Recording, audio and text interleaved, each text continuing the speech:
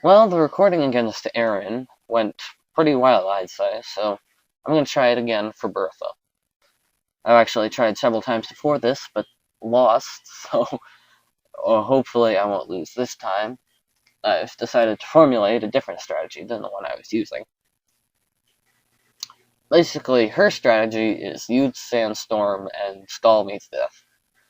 My strategy is, well, kick her ass, basically. But first, I'm gonna do something different, but also the same. I'm gonna use Double Team, because her last Pokemon, Hippowdon, has several very strong moves that are rather annoying and deadly to Starsky, so I'd like to avoid those, So, how many should I use? Quagsire uses Protect quite a bit, but unless you're attacking, that doesn't really matter. And I'm not attacking this time, hooray! So I'll probably go for, I don't know, 3 or 4 double teams. But unfortunately, Sandstorm will hit you no matter how high your evasion is, so that's one thing I can't avoid. No, bugger! This thing has double team too. Well, that's it. I'm gonna attack it and try to force it out.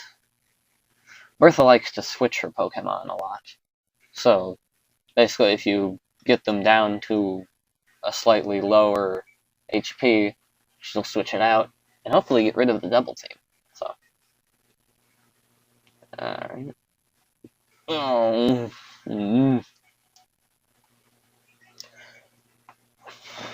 Alright, I'm gonna take my chances with this and try another return.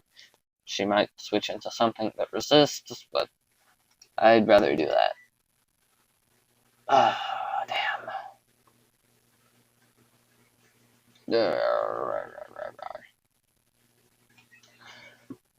Maybe she'll be nice and switch out. Just randomly. That'd be nice. No, she's gonna protect and be an ass.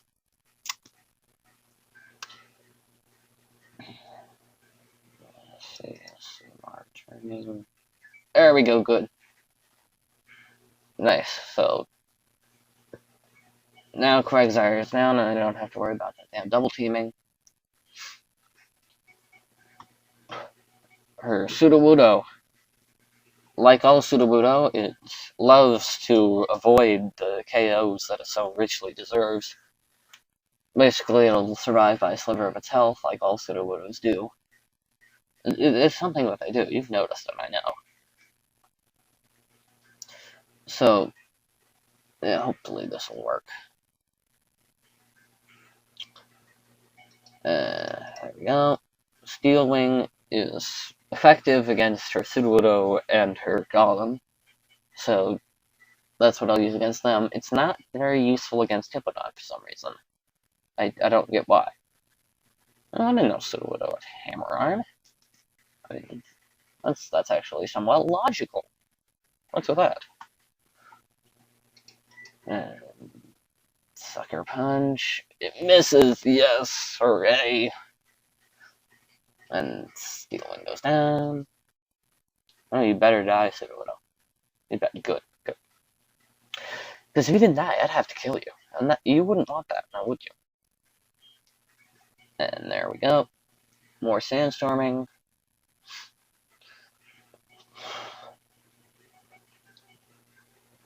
There's our Golem. And her... Yeah, Golems were actually apparently overused here in the original generation. I think they've fell quite a bit since then.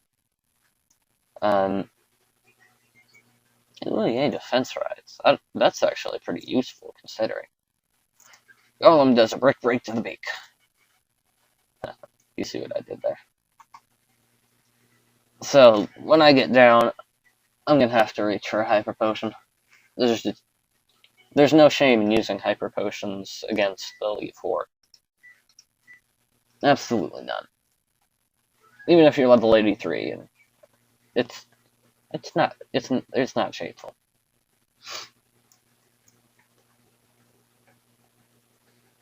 Gyro Ball. I remember someone told me in one of the comments on the videos which was which between Extrasensory and Gyro Ball, but I forgot! Hooray! And I really don't care anymore. I think that's probably the second to last time I'll ever see it. Lucian's Bronzong might have it or something. And, good. She doesn't try to rescue it, so here we go. Steel Wing takes it down. Now, she has two Pokemon left, Whiscash and Hippowdon. I don't understand why she has Whiscash and Quagsire. They're the same types and do basically the same thing. Except Whiscash is a little more water move oriented. Now let's see, is this going to be a 2KO? Yes, it is. Aquatail. Aquatail is one of those new physical water moves, kind of like Waterfall, only stronger but less accuracy. But frankly, I wouldn't use either of them because I don't know. I'm not going to use the Gyarados, and that's pretty much the only physical water I can think of. All the other waters are either special or bulky. So let's try a return here. Hopefully, since it hasn't gotten any curses in, it'll do a pretty nice number. Oh, so freaking close. Oh. Yeah, Hippowdon's main attraction here is its curse move, which basically lowers its speed but raises its attack and defense. And when you consider Hippowdon being a mainly defensive Pokemon with decent HP and low speed, it's pretty much an ideal move for it. I don't know if they use it in the metagame or anything like that, but it seems like a logical choice, at least for some sort of set.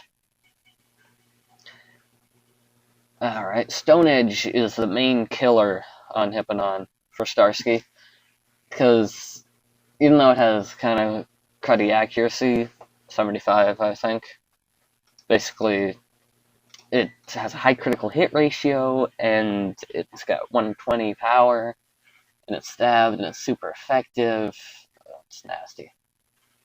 But hopefully that won't happen. So let's see. I really hope this return finishes Hippowdon off, because I swear to God, if it doesn't, I will be a very sad panda. And you won't like me when I'm a sad panda. Because sad pandas are not quite so fuzzy. Yes! Hippowdon's down. Hooray. Thank goodness. And Bertha goes down.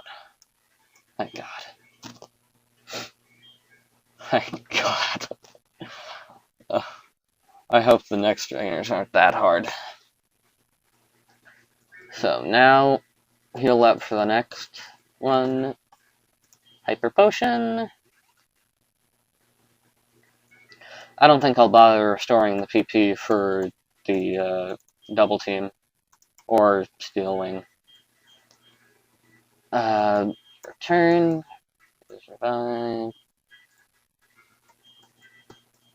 Aerial Ace.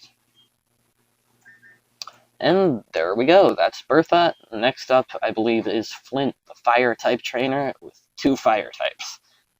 I'll see you then.